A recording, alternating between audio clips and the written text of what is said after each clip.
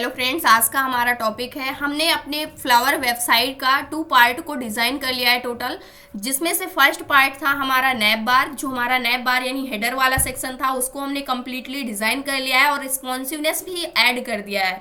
Next part हमने design कर लिया जो कि हमारा होम वाला सेक्शन था। ये हमारा होम वाला सेक्शन है जो आपको दिख रहा है। इस पार्ट को भी इससे पहले वाले लेक्चर के अंदर यानी सेकेंड लेक्चर के अंदर हमने इसको डिज़ाइन कर लिया है पार्ट 2 के अंदर। अब आज का जो हमारा टॉपिक होने वाला है जो कि हमारी फ्लावर वेबसाइट है उसका थर्ड पार्ट आज हम डिज़ाइन करने वाले हैं, जो कि हमारा होने वाला है अबाउट सेक्शन। जैसे ही हम अबाउट के ऊपर क्लिक करते हैं यहाँ पर कुछ भी चीज़ें आपको डिस्प्ले नहीं हो रही, क्योंकि अबाउट के लिए अभी हमने कुछ भी चीज़ें ऐड नहीं की हुई है। तो इस सेक्शन को आज हम डिज़ाइन करने वाले हैं अबाउट वाले पार्ट को। अगर इस वेबसाइट को हम देखते हैं तो ये कम्प्लीटली रिस्पॉन्सिव है और इसके अंदर ये हमारा होम वाला सेक्शन है।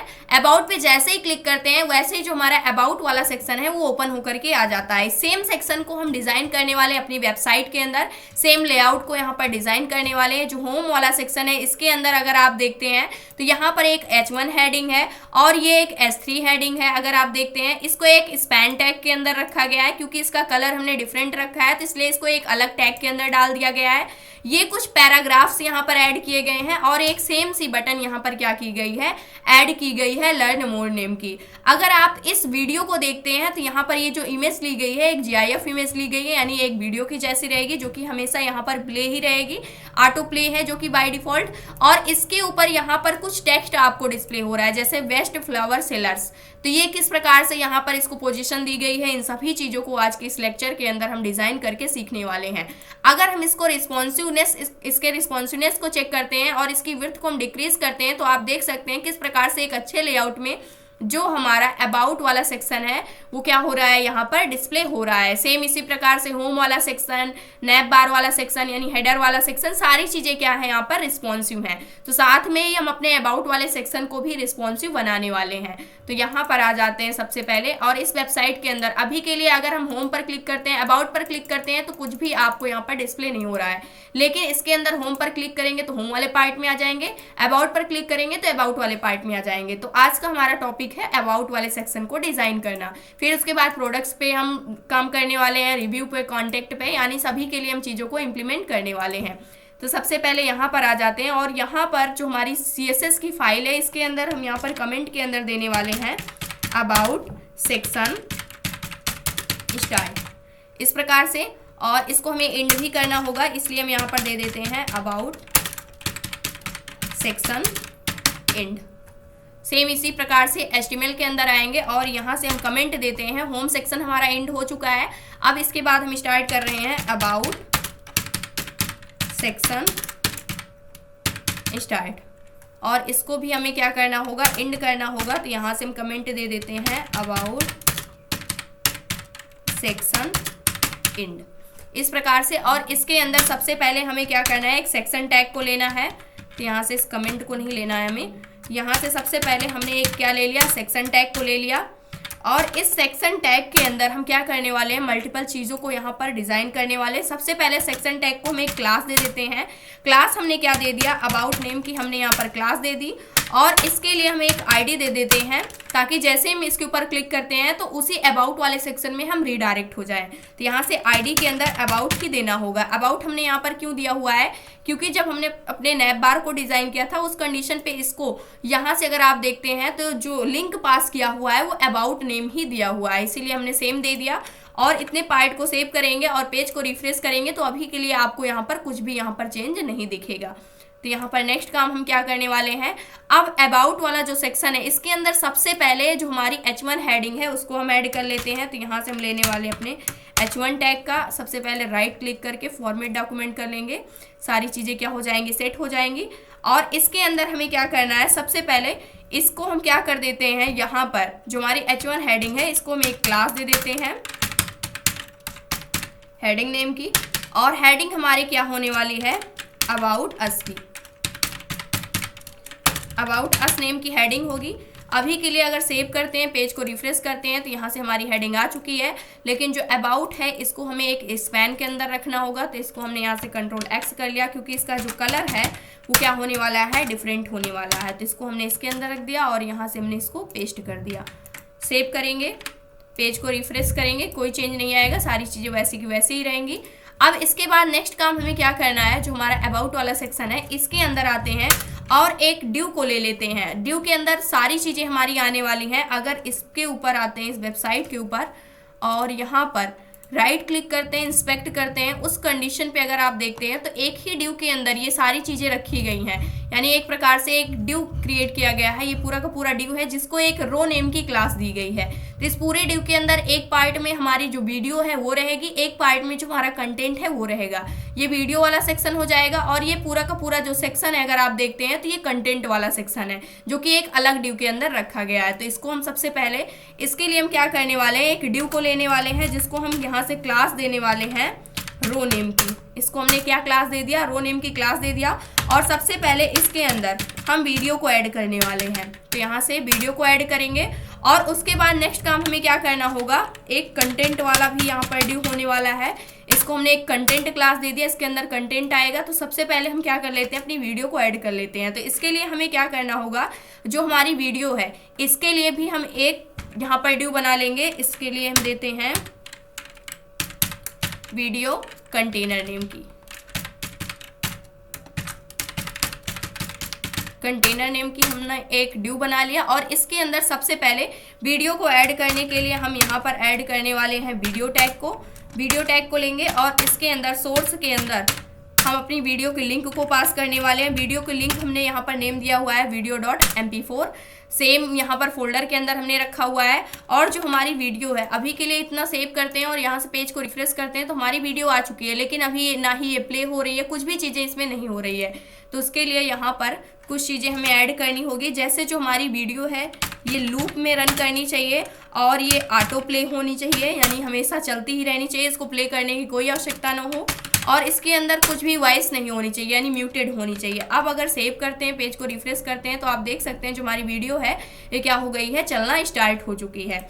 अब इसके बाद नेक्स्ट काम हमें क्या करना है, यहाँ पर इसी वीडियो के अंदर कुछ टेक्स्ट है अगर आप देखते हैं जो कि S3 हेडिंग के अंदर है। तो इस टेक्स्ट को भी हम ऐड कर लेते हैं।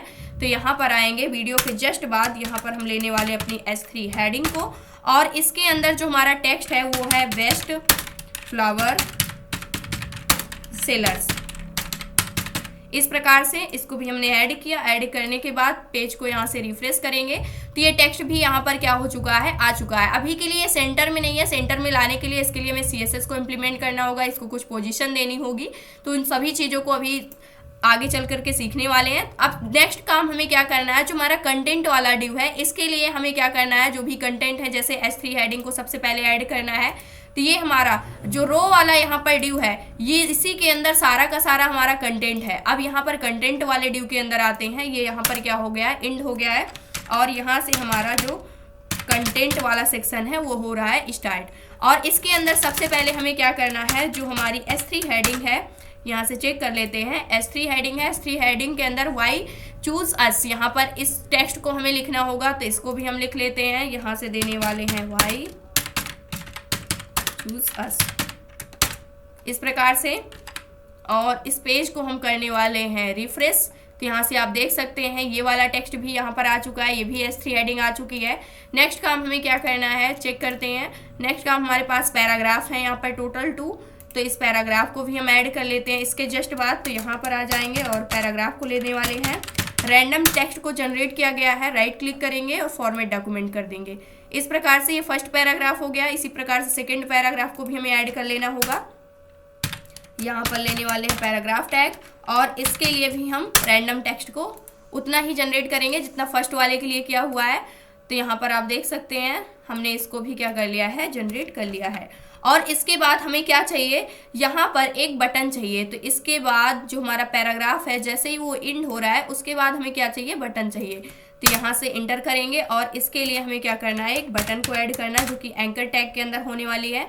एंकर टैग के अंदर href के अंदर हम पास करने वाले हैं हैश, और इसको हम सेम क्लास नेम देंगे जो हमने अपने होम वाले सेक्शन के अंदर जो बटन को डिज़ाइन किया था वही btn दिया था। तो सेम क्लास नेम हमने यहाँ पर दे दिया।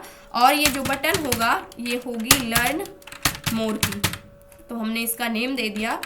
और यहाँ सेव किया। सेव करने के बाद पेज को रिफ्रेश करेंगे तो यहाँ पर आप देख सकते हैं जो हमारी बटन है इसके लिए ऑटोमेटिकली जो भी स्टाइलिंग थी यहाँ पर इसके लिए वो सेम स्टाइलिंग इसके लिए इंप्लीमेंट हो गई है। हावर इफेक्ट भी यहाँ पर क्या हो गया, इंप्लीमेंट हो गया है, क्योंकि जो क्लास नेम दिया गया है वो सेम क्लास नेम यूज़ किया गया है। अब हमें क्या करना है, यहाँ पर सबसे पहले इसके अंदर हमें इसको स्टाइलिंग देनी होगी, यानी एक सेम लाइन के अंदर लाना होगा। तो सबसे पहले हम इसके लिए स्टाइलिंग सेट कर लेते हैं। तो यहाँ पर आते हैं अब स्टाइल के अंदर, और यहाँ पर हमें क्या करना है, जो अबाउट वाला सेक्शन है इसके लिए स्टाइलिंग को इम्प्लीमेंट करना स्टार्ट करना होगा। तो सबसे पहले जो हमारी हेडिंग है, यहाँ पर इस हेडिंग के लिए स्टाइलिंग सेट करने वाले H1 हेडिंग है। तो इसके लिए यहाँ पर आते हैं और यहाँ से जो हमारी हेडिंग क्लास है इस क्लास को हम लेने वाले हैं डायरेक्टली। तो यहाँ से हेडिंग क्लास को हम यहाँ से कॉपी करेंगे और यहाँ पर आकर के डायरेक्टली पेस्ट कर देंगे। इसके लिए हमें क्या करना है, इसका जो कलर है उसको हमें चेंज करना होगा। कलर यहाँ से चेंज कर देते हैं, ये वाला कलर हमें रखना है FV6F92। सेम कलर को हमने यहाँ पर पेस्ट कर दिया और यहाँ से रिफ्रेश करेंगे तो आप देख सकते हैं यहाँ पर जो हमारी हेडिंग थी इसका कलर जो है वो क्या हो चुका है, यहाँ पर चेंज होकर के आ चुका है। तो इसके लिए हमें कलर नहीं देना, इसके अंदर जो स्पैन है उसको हमें कलर देना है। तो अभी के लिए इस कलर को हम यहाँ से हटाते हैं। जो हमारी हेडिंग है सबसे पहले इसके लिए हम कुछ स्टाइलिंग को देते हैं, जैसे इसको हमें सेंटर में लाना है तो टेक्स्ट अलाइन हम कर लेते हैं सबसे पहले सेंटर, और इसे सेव करेंगे। सेव करने के बाद यहाँ से पेज को रिफ्रेश करेंगे तो जो हमारा टेक्स्ट है वो क्या हो चुका है, सेंटर में आ चुका है। इसको थोड़ा सा हम इसका फॉन्ट साइज इंक्रीज करना चाहते हैं। कितना फॉन्ट साइज इसका इंक्रीज करना है, 35.2 पिक्सल्स होना चाहिए। तो इसका फॉन्ट का साइज हम यहाँ पर रेम में सेट करने वाले हैं। इसको हम सेट कर देते हैं अराउंड 4 रेम के इक्वल। तो यहाँ से दे देते हैं फॉन्ट साइज जो है इसको हमने सेट कर दिया 4 रेम के इक्वल। सेव करेंगे, पेज को रिफ्रेश करेंगे तो यहाँ से आप देख सकते हैं फॉन्ट का साइज जो है इंक्रीज हो चुका है। नेक्स्ट काम हमें क्या करना है, इसके लिए कुछ पैडिंग देनी होगी। जो पैडिंग है अगर आप देखते हैं तो पैडिंग यहाँ पर 8.8 पिक्सल्स के इक्वल चारों साइड से पैडिंग दी गई है। तो इस पैडिंग को भी हम ऐड कर लेते हैं। तो यहाँ पर नेक्स्ट काम हम करने वाले हैं, जो पैडिंग है पैडिंग 1 रेम के इक्वल हम सेट कर देते हैं, यानी 10 पिक्सल्स के अराउंड। पेज को रिफ्रेश करेंगे तो पैडिंग भी क्या हो गई है, यहाँ पर इम्प्लीमेंट हो गई है। थोड़ा सा स्पेस क्या हो चुका है, यहाँ पर इंक्रीज हो गया है। अब इसके बाद इसका जो कलर है उसको हम चेंज कर लेते हैं। जो कलर है उसको हमें S333 इस टाइप का कलर हमें सेट करना है। कलर को हमने सेट कर दिया। पेज को रिफ्रेश करेंगे तो कलर क्या हो चुका है, इसका थोड़ा सा लाइट हो गया है ब्लैक से। नेक्स्ट काम हमें क्या करना है, इतनी चीज़ें हमने यहाँ पर सेट कर दी है। अब इसके लिए हमें यहाँ पर देना होगा मार्जिन। मार्जिन अगर आप देखते हैं तो यहाँ पर जो मार्जिन दी गई है टॉप एंड बॉटम से सिर्फ मार्जिन दी गई है, यानी कि अराउंड 20 पिक्सल्स के इक्वल यहाँ पर मार्जिन मिली हुई है। तो इसको भी हम सेट कर लेते हैं, यहाँ पर आ जाते हैं और इसके लिए हम देने वाले हैं मार्जिन। मार्जिन हमें कितनी सेट करनी है, टॉप एंड बॉटम से 2 रेम के इक्वल मार्जिन सेट करनी है, लेफ्ट एंड राइट साइड से 0 पिक्सल्स के इक्वल। पेज को यहाँ से रिफ्रेश करेंगे तो मार्जिन भी क्या हो गई है, मिल चुकी है। इंस्पेक्ट करके आप चीज़ों को क्या कर सकते हैं, चेक भी कर सकते हैं। यहाँ पर आप देख सकते हैं सेम चीज़ें क्या हो गई हैं, इंप्लीमेंट हो चुकी हैं। अब इसके बाद नेक्स्ट काम हमें क्या करना होगा, मार्जिन भी हो गई, इसके लिए कलर भी हो गया, और इसका बैकग्राउंड जो कलर है उसको भी हमें क्या करना होगा, यहाँ पर सेट करना होगा। पॉपअप के अंदर आप बैकग्राउंड कलर देख सकते हैं कि कौन सा बैकग्राउंड कलर यहाँ पर सेट किया गया है। तो यहाँ पर आ जाते हैं, बैकग्राउंड कलर प्रॉपर्टी को यूज़ करेंगे। इसको हम RGBA में सेट करना चाहते हैं, RGBA। यहाँ से इस कलर को हम सेट करना चाहते हैं। सभी कलर को ले लेते हैं। सबसे पहले जो यहाँ पर रेड कलर होगा इसको हम पिंक में ले जाना चाहते हैं, तो रेड कलर हमें पूरा चाहिए। और इसके बाद जो ग्रीन कलर है वो थोड़ा सा चाहिए, यहाँ पर RGBA ग्रीन कलर हम ले लेते हैं अराउंड 51। और यहाँ से जो ब्लू कलर है, ब्लू कलर हमें थोड़ा सा और ज़्यादा चाहिए, 184 के इक्वल। और इसके बाद जो इसकी ओपेसिटी है, अभी के लिए अगर हम इसको 0.1 रखते हैं तो क्या चेंज आता है, रिफ्रेश करेंगे तो यहाँ पर इस टाइप का कलर क्या हो चुका है, यहाँ पर आ चुका है। इसके कलर को हम लाइट करने वाले हैं थोड़ा सा। जो बैकग्राउंड कलर है इसकी ओपेसिटी 0.1 हमने सेट किया हुआ है, इसको थोड़ा सा और हम कम कर देते हैं, 0.05 हमने सेट कर दिया। और इसे हम सेव करेंगे। पेज को यहाँ से रिफ्रेश करेंगे तो इस कंडीशन पे आप देख सकते हैं जो कलर है वो बिल्कुल यहाँ पर लाइट सा हो चुका है। अब इसके बाद नेक्स्ट काम हमें क्या करना है, जो अबाउट है इसका जो कलर है यहाँ पर क्या है, ये पिंक कलर है, तो इसको हमें चेंज करना होगा। तो यहाँ से ये स्पैन के अंदर हमने इसीलिए इसको रखा हुआ है, तो स्पैन के अंदर अबाउट है, तो यहाँ से हम जाएंगे जो हमारा होम यहाँ पर अबाउट वाला सेक्शन है उसके अंदर जो हमारी हेडिंग है उसके अंदर जो हमारा स्पैन है, तो डायरेक्टली हम आ जाते हैं यहाँ पर हेडिंग के अंदर जो हमारा स्पैन है उसके लिए हम यहाँ पर कलर सेट कर देते हैं। तो यहाँ से सबसे पहले हेडिंग को लेंगे और इसके अंदर जो हमारा स्पैन टैग है उसका जो कलर है उसे हमें क्या करना है, चेंज करना है। तो यहाँ से हम कलर इसको हेक्स कोड में हमें देना होगा, यही सेम सा कलर हमें क्या करना है, इसके लिए सेट करना है। पेज को यहाँ से रिफ्रेश करेंगे तो आप देख सकते हैं इसका जो कलर है वो क्या हो चुका है, चेंज हो चुका है। तो यहाँ पर जो हमारी हेडिंग थी वो पूरी तरीके से क्या हो गई है, यहाँ पर कंप्लीट हो चुकी है। अब नेक्स्ट काम हमें क्या करना है, इस वाले पार्ट के लिए स्टाइलिंग को इम्प्लीमेंट करना है। तो यहाँ से सबसे पहले जो हमारा वीडियो वाला पार्ट है इसके लिए इसका जो कंटेनर है उसके लिए हम स्टाइलिंग को इम्प्लीमेंट करने वाले हैं। तो सबसे पहले यहाँ पर आ जाते हैं और इसके लिए हमें करना क्या होगा, सबसे पहले हम सेलेक्ट करने वाले हैं जो अबाउट वाला हमारा सेक्शन है, अबाउट सेक्शन है। इसके अंदर जो हमारी क्लास है यानी कि जिसके अंदर पूरे के पूरे कंटेंट को हमने रखा हुआ है वो हमारी क्लास कौन सी है, रो वाली क्लास है। इसको हम लेंगे डॉट रो और इसको हम क्या करने वाले हैं, सबसे पहले इसका जो डिस्प्ले है सेम लाइन के अंदर लाने के लिए सभी कंटेंट को डिस्प्ले हमने क्या कर दिया, फ्लैक्स सेट कर दिया। सेव करेंगे और यहाँ से पेज को रिफ्रेश करेंगे तो आप देख सकते हैं जो हमारी यहाँ पर इमेज है और ये जो हमारा टेक्स्ट है ये दोनों के दोनों क्या हो चुके हैं, सेम लाइन के अंदर आ चुके हैं। अब इसके बाद नेक्स्ट काम क्या करना है, जो अलाइन आइटम्स है उसको हमें कर देना होगा सेंटर और इसके बाद हम यहाँ पर एक प्रॉपर्टी यूज करने वाले हैं। अलाइन आइटम सारा का सारा क्या हो चुका है, सेंटर में हो चुका है। इसके लिए हम एक गैप प्रॉपर्टी को यूज करने वाले हैं। जब भी हम ग्रिड का यूज करते हैं तो ग्रिड गैप यूज करते हैं, लेकिन जब हम डिस्प्ले फ्लेक्स करते हैं तो उस कंडीशन पे हम एक गैप प्रॉपर्टी यूज करते हैं। अब इस गैप के अंदर हम कितना गैप देना चाहते हैं, यानी कि यहाँ पर जो हमारे रो है, जो कॉलम है, उनके बीच में क्या गैप आनी चाहिए उसको हम यहाँ पर सेट करते हैं, जो हमारी गैप प्रॉपर्टी होती है इसकी हेल्प से। तो हम चाहते हैं 20 पिक्सल्स का गैप आना चाहिए, तो यहाँ से 2 रैम हमने सेट कर दिया। सेव करेंगे, पेज को यहाँ से हम करने वाले हैं रिफ्रेश। तो यहाँ से आप देख सकते हैं कि इस वाले सेक्शन में और इस वाले सेक्शन के बीच में यहाँ पर 20 पिक्सल्स का क्या हो चुका है, गैप आ चुका है। तो इस प्रकार से जब भी हम डिस्प्ले फ्लैक्स देते हैं तो अगर मल्टीपल कंटेंट है तो उनके बीच में अगर हमें गैप को लाना है तो इस प्रकार से भी हम गैप को क्या कर सकते हैं, ऐड कर सकते हैं गैप प्रॉपर्टी की हेल्प से। अब इसके बाद हम करना चाहते हैं जो हमारा फ्लैक्स है, यहाँ से फ्लैक्स रैप को हम यहाँ से सेट कर देंगे रैप और इसे हम सेव करेंगे। पेज को यहाँ से रिफ्रेश करेंगे तो ये क्या हो चुका है, रैप हो चुका है। जितनी विड्थ इसको चाहिए उतनी इसने ले ली है। अगर कंटेंट यहाँ पर नहीं आ पा रहा है तो उस कंडीशन पे वो नेक्स्ट लाइन में क्या हो जाएगा, शिफ्ट हो जाएगा। ये रैप का काम होता है। अब इसके बाद क्या करना है, जो पैडिंग है उसको हम थोड़ा सा दे देते हैं। पैडिंग हम यहाँ पर देने वाले हैं 20 पिक्सल्स के इक्वल, टॉप एंड बॉटम से, लेफ्ट एंड राइट साइड से 0 पिक्सल्स के इक्वल और इसे सेव करेंगे। पेज को रिफ्रेश करेंगे तो यहाँ से आप देख सकते हैं जो पैडिंग है यहाँ पर क्या हो चुकी है, ऐड हो चुकी है इन दोनों कंटेंट के बीच में, यानी टॉप साइड से और बॉटम साइड से पैडिंग यहाँ पर क्या हो गई है, मिल चुकी है।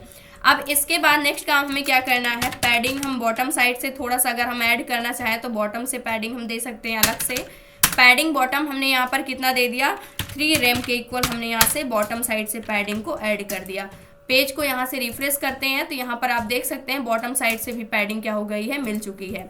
इंस्पेक्ट करते हैं, इंस्पेक्ट करने के बाद इसको हम चेक कर सकते हैं जो पैडिंग मिल रही है, यहाँ से ये पैडिंग मिली हुई है अगर आप देखते हैं। और इसके बाद यहाँ पर बॉटम साइड से भी इतनी, यहाँ पर 3 रैम के इक्वल यानी 30 पिक्सल्स के इक्वल पैडिंग क्या हो गई है, मिल चुकी है। अब इसके बाद नेक्स्ट काम हमें क्या करना है, यहाँ पर इसके अंदर जो हमारा वीडियो कंटेनर है उसके लिए स्टाइलिंग को हम सेट करने वाले हैं, यानी कि जिसके अंदर हमने वीडियो को रखा हुआ है तो इस वीडियो कंटेनर को हम लेने वाले हैं और यहाँ पर आ जाते हैं। अब सबसे पहले हमें क्या करना होगा, यहाँ से जो हमारा अबाउट वाला सेक्शन है इसके अंदर जो हमारी रो वाली क्लास है और इसके अंदर जो हमारा वीडियो कंटेनर वाली क्लास है उसके लिए हमें क्या करना होगा, सबसे पहले इसके लिए हम फ्लैक्स सेट करने वाले हैं। यहाँ से फ्लैक्स कहने का क्या मतलब है कि जो भी हमारा यहाँ पर कंटेंट होगा, यानी कि जो भी आइटम होगा वो किस प्रकार से ग्रो होना चाहिए, किस प्रकार से श्रिंक होना चाहिए, यानी कि जैसे उसकी हाइट एंड विड्थ, यानी कि जैसे उसकी विड्थ बढ़ती है या फिर घटती है तो उस कंडीशन पे किस प्रकार से वो ग्रो होना चाहिए, किस प्रकार से वो श्रिंक होना चाहिए जो भी हमारा आइटम होगा, और वो किस प्रकार से फिट होगा उसी उतने स्पेस के अंदर। तो उसके लिए हम यहाँ पर फ्लैक्स प्रॉपर्टी के अंदर यहाँ पर सेट करने वाले हैं कितना ग्रो होना चाहिए और कितना श्रिंक होना चाहिए। तो हमने 1 सेट कर दिया, 1 टाइम ग्रो होना चाहिए, 1 टाइम श्रिंक होना चाहिए। और इसके बाद इसके लिए हम इसके साइज सेट कर देंगे यहाँ पर 40 रैम के इक्वल। रैम कहने का क्या मतलब है, 400 पिक्सल हो जाएगा यहाँ पर। पेज को रिफ्रेश करेंगे, अभी यहाँ पर आपको कोई भी चेंज यहाँ पर देखने को नहीं मिल रहा है। अगर इंस्पेक्ट करते हैं उस कंडीशन पे इसकी विड्थ को हम यहाँ से क्या करते हैं, डिक्रीज करते हैं। तो यहाँ पर अगर आप देखते हैं अभी भी यहाँ पर जो भी कंटेंट है उसमें आपको कोई भी चेंज यहाँ पर डिस्प्ले नहीं हो रहा है। तो यहाँ से हमने फ्लैक्स को सेट कर दिया है। अब इसके बाद नेक्स्ट काम हमें क्या करना है, इसके लिए हमें पोजीशन बतानी होगी। तो यहाँ से हम पोजीशन देने वाले हैं रिलेटिव। पोजीशन हमने क्या सेट कर दिया, रिलेटिव, यानी खुद के ही रिलेशन में क्या होगा, ये सेट होगा। तो यहाँ से पोजीशन क्या हो चुकी है, रिलेटिव हो चुकी है, जैसे कि आप यहाँ पर देख सकते हैं। अब इसके बाद नेक्स्ट काम हमें क्या करना है, यहाँ पर आते हैं। ये था हमारे वीडियो के लिए, वीडियो जो हमारा कंटेनर था उसके लिए हमने इतनी चीज़ों को क्या कर दिया है, सेट कर दिया है।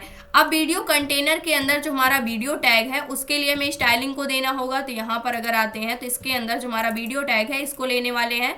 तो सेम चीज़ को हम यहाँ से कॉपी करने वाले हैं और यहाँ पर आ जाते हैं, इसको हम पेस्ट कर देंगे। वीडियो कंटेनर यहाँ पर जो है, अब इस कंटेनर के अंदर जो हमारी वीडियो टैग है उसके लिए हमें स्टाइलिंग सेट करना है। तो इसके लिए हम क्या करने वाले हैं, यहाँ पर इसकी विड्थ एंड हाइट को हम सेट कर देते हैं। जैसे इमेज के लिए हम विड्थ एंड हाइट देते थे, तो इसकी विड्थ को हमने सेट कर दिया 100% होनी चाहिए, जो भी इसका कंटेनर है उसका। और इसकी जो हाइट है उसको भी हम चाहते हैं कि 100% होनी चाहिए अपने कंटेनर की।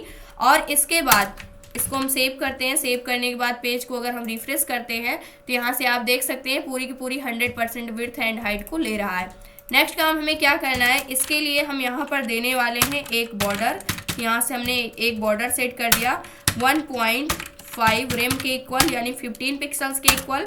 और ये कैसा होना चाहिए, सॉलिड होना चाहिए। और इसका जो कलर होना चाहिए वो कैसा होना चाहिए, वाइट होना चाहिए। जो भी बैकग्राउंड कलर है उसी कलर में हमने इसको सेट कर दिया। पेज को रिफ्रेश करेंगे तो यहाँ पर बॉर्डर इंप्लीमेंट हो चुका है, बट अभी यहाँ पर डिस्प्ले नहीं हो रहा है। तो इसके लिए हम यहाँ पर बॉक्स शैडो प्रॉपर्टी को इम्प्लीमेंट कर लेते हैं। यहाँ से हम लेने वाले हैं बॉक्स शैडो प्रॉपर्टी को और इसको हमने सेट कर दिया 0 एक्सेस के थ्रू, वाई एक्सेस के थ्रू भी हमने इसको 0.5 थोड़ा सा कम कर दिया, यानी कि 5 पिक्सल्स कर दिया। और यहाँ से एक्सेस के थ्रू हम थोड़ा भी नहीं रखना चाहते, इसको हमने 0 सेट कर दिया है। यहाँ से इसको रैम में सेट करेंगे और इसके बाद ये कितना ज़्यादा ब्लर होना चाहिए, यानी कितना फैलना चाहिए, तो 1 रैम सेट कर दिया, यानी 10 पिक्सल्स के इक्वल। और इसको RGB कलर हम देने वाले हैं, RGBA कलर। और यहाँ से इसको हम देने वाले हैं सेम ब्लैक वाला कलर। और यहाँ से सेव करेंगे, पेज को रिफ्रेश करेंगे तो आप देख सकते हैं यहाँ पर जो बॉक्स शैडो थी वो क्या हो गई है, इम्प्लीमेंट होकर के आ चुकी है। सेम बॉक्स शैडो जैसे अगर यहाँ पर आप देखते हैं तो जैसे बॉक्स शैडो यहाँ पर आपको डिस्प्ले हो रही है उसी प्रकार से बॉक्स शैडो यहाँ पर क्या हो गई है, इम्प्लीमेंट होकर के आ चुकी है। अब इसके बाद नेक्स्ट काम हमें क्या करना है, यहाँ पर अगर हम देखते हैं तो जो हमारा ऑब्जेक्ट है, यानी जो भी हमारी पिक्चर है, हम चाहते हैं कि बाहर नहीं जानी चाहिए, इसी के अंदर फिट हो जानी चाहिए। तो इसके लिए एक प्रॉपर्टी होती है हमारी ऑब्जेक्ट फिट नेम की, तो इसको हम यूज़ कर लेते हैं। ऑब्जेक्ट फिट को हमने क्या कर दिया, कवर कर दिया, यानी कि ये अपनी हाइट एंड विड्थ के अंदर क्या होनी चाहिए, पूरी तरीके से कवर हो जानी चाहिए। जैसे कि आप देख सकते हैं सेम तरीके से क्या हो गई है, कवर हो चुकी है। अब इसके बाद नेक्स्ट काम हमें क्या करना है, इसके अंदर जो हमारी S3 हेडिंग है, जो हमने इमेज के अंदर जो हमारी वीडियो थी उसी के अंदर हमने अपनी एक S3 हेडिंग को यहाँ पर क्या किया हुआ था, बेस्ट फ्लावर सेलर्स नेम की थी, इसको हमने डिज़ाइन किया हुआ था। इसके लिए स्टाइलिंग देने वाले हैं, किस तरीके से इसको हम इस इमेज के सेंटर में लाना चाहते हैं, किस प्रकार से इसका जो कलर है उसको देना चाहते हैं, इन सभी चीज़ों को भी हम कर लेते हैं। तो यहाँ पर आएंगे और इसके लिए अब जो हमारा कंटेनर है, कंटेनर के अंदर इसको हम कॉपी कर लेते हैं और यहाँ पर आ जाते हैं, यहाँ पर पेस्ट कर देते हैं। अब ये जो वीडियो कंटेनर है, इस वीडियो कंटेनर के अंदर जो हमारी S3 हेडिंग है उसके लिए हमें क्या करना होगा, सबसे पहले इसके लिए हम यहाँ पर पोजीशन देने वाले हैं। तो इसके लिए हमने पोजीशन सेट कर दिया, पोजीशन हम देने वाले हैं एब्सोल्यूट। तो यहाँ से हमने पोजीशन सेट कर दिया इसके लिए एब्सोल्यूट और पेज को रिफ्रेश करेंगे तो अभी के लिए यहाँ पर कोई भी चेंज नहीं आया हुआ है। अब नेक्स्ट काम हमें क्या करना है, इसको टॉप से यहाँ पर हम क्या करने वाले हैं, टॉप साइड से 50% शिफ्ट कर देने वाले हैं टॉप को और पेज को रिफ्रेश करेंगे तो आप देख सकते हैं यहाँ पर जो भी हमारा डेटा था वो कहाँ पर आ चुका है, 50% टॉप की साइड क्या हो चुका है, सेट यहाँ पर शिफ्ट हो चुका है। अब इसके बाद नेक्स्ट काम हमें क्या करना है, इसको थोड़ा सा हमें सेंटर में लाना है। अगर आप इस इमेज को देखते हैं इसको हमें सेंटर में रखना है थोड़ा सा, तो उस कंडीशन पे हमने पढ़ा हुआ है ट्रांसफॉर्म प्रॉपर्टी को लेंगे और इसको हम ट्रांसलेट कर देंगे यहाँ पर वाई एक्सेस के थ्रू और कितना करेंगे, माइनस का 50%। ये बिल्कुल क्या हो जाएगी, सेंटर में हो जाएगी। यहाँ से आप देख सकते हैं ये बिल्कुल क्या हो गई है, यहाँ पर सेंटर में हो चुकी है। नेक्स्ट काम हमें क्या करना होगा, अब इसके बाद हम इसका फॉन्ट का जो साइज है उसको थोड़ा सा बढ़ाने वाले हैं। तो फॉन्ट साइज हमने क्या कर दिया, 3 rem के इक्वल सेट कर दिया। और इसके बाद हम इसका एक बैकग्राउंड कलर सेट कर देते हैं। बैकग्राउंड कलर हमने व्हाइट सेट कर दिया, FFF। और इसके बाद हम इसके लिए सेट करने वाले हैं बैकग्राउंड कलर के बाद इसकी जो विड्थ है, विड्थ को हम सेट करने वाले हैं। जो भी इसका कंटेनर है उसकी 100% होनी चाहिए।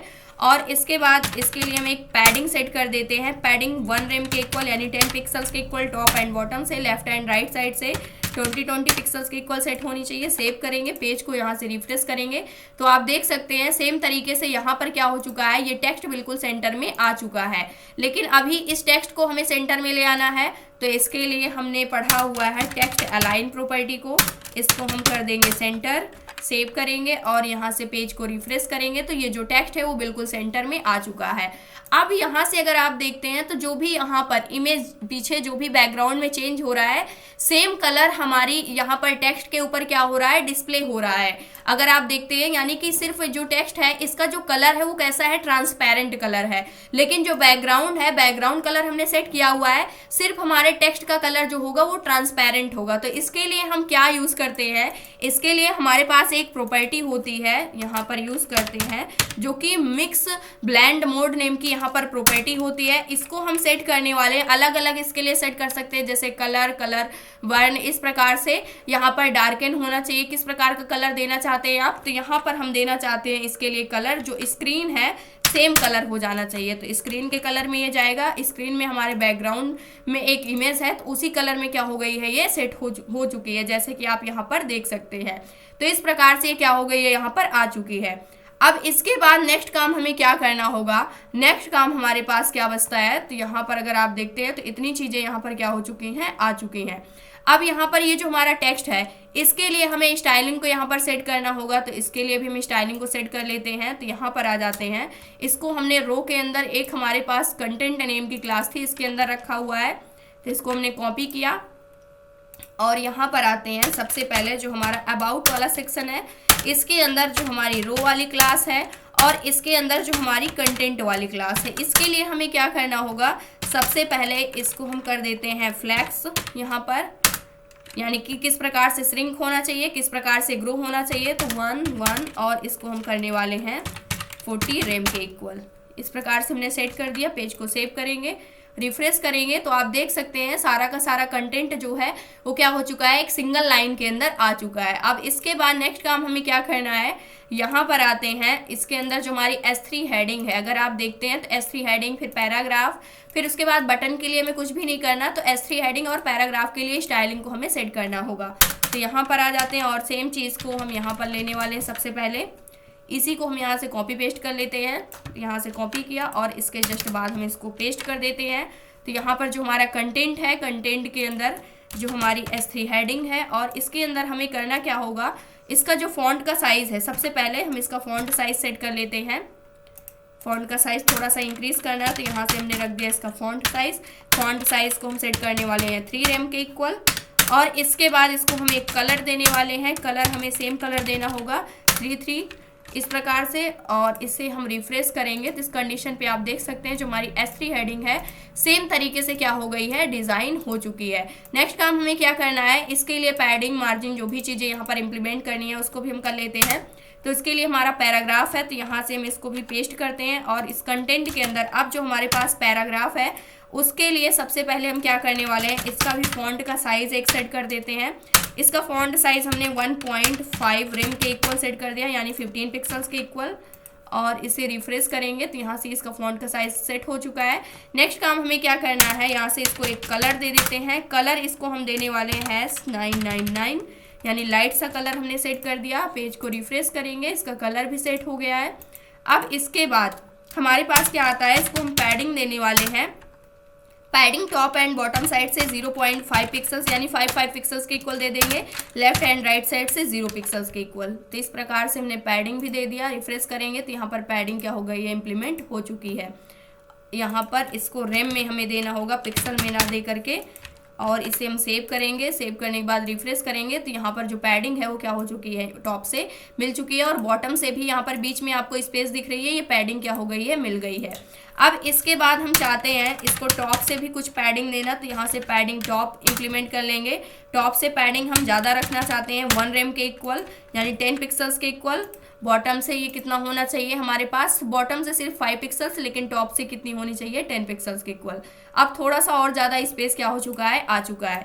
अब इसके बाद नेक्स्ट काम हमें क्या करना होगा, लाइन के बीच में स्पेस चाहिए तो लाइन हाइट प्रॉपर्टी को यूज़ करेंगे। 1.5 यहाँ पर हम कर देते हैं, यानी 15 पिक्सल्स के इक्वल यहाँ पर स्पेस चाहिए, तो यहाँ से आप देख सकते हैं स्पेस भी क्या हो गया है, आ चुका है। अब इसके बाद ये सारी चीज़ें हमारी क्या हो चुकी हैं, यहाँ पर डिज़ाइन हो चुकी हैं। सेम तरीके से अगर आप देखते हैं तो सेम तरीके से जो हमारी वेबसाइट है, अगर इस वेबसाइट को आप देखते हैं और इस वेबसाइट को आप देखते हैं तो सेम तरीके से दोनों वेबसाइट हमारी क्या हो गई है, डिज़ाइन हो गई हैं। इसके ऊपर हवर कर रहे हैं तो सेम चेंज आ रहा है। इसके ऊपर टेक्स्ट में अगर आप देखते हैं तो यहाँ पर जो भी बैकग्राउंड में यहाँ पर चेंज अप हो रहा है, वही चीज़ें हमारे टेक्स्ट के ऊपर यहाँ पर क्या हो रही है, डिस्प्ले हो रही है, यानी टेक्स्ट का कलर जो है वो क्या हो गया है, ट्रांसपेरेंट हो चुका है। अब इसको अगर हम देखते हैं, इंस्पेक्ट करते हैं तो एक रिस्पॉन्सिव है, यहाँ पर सारी चीज़ें क्या है, रिस्पॉन्सिव है।